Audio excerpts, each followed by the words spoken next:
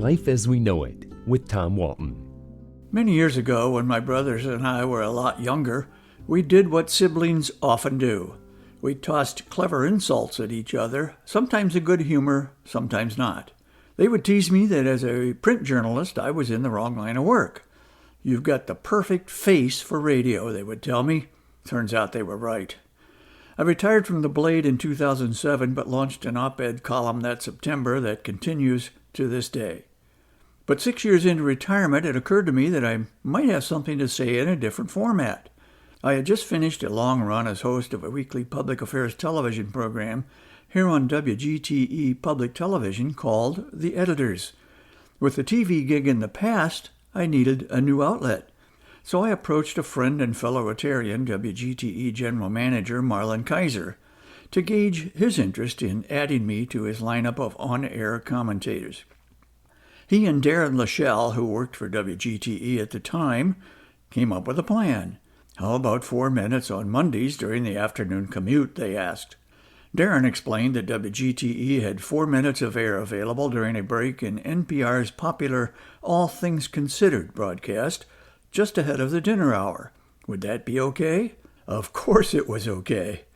So today, before February transitions into March, we need to take note of a milestone anniversary of Life as We Know It.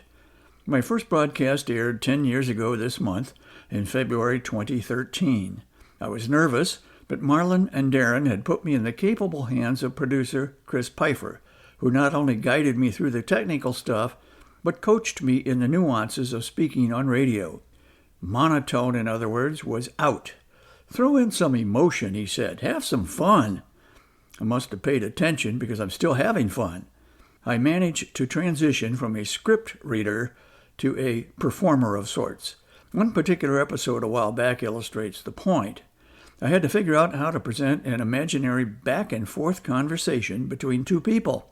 High voice, low voice, back to high. Pausing just enough when required. It sounded goofy when I practiced, but just fine on the air. Lesson learned. If I had to identify an overarching theme of Life as We Know It, it would be this. I'd try to take the responsibility seriously, but not myself.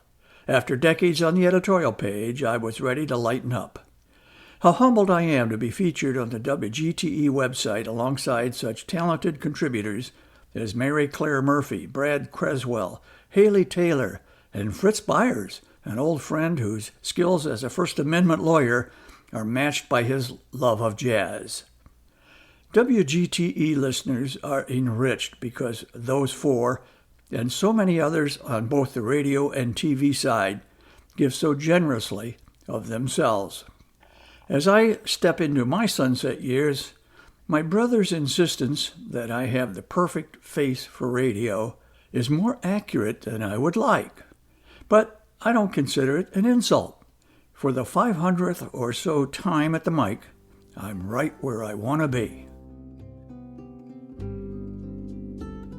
Life as We Know It is written and hosted by Tom Walton and is a production of WGTE Public Media.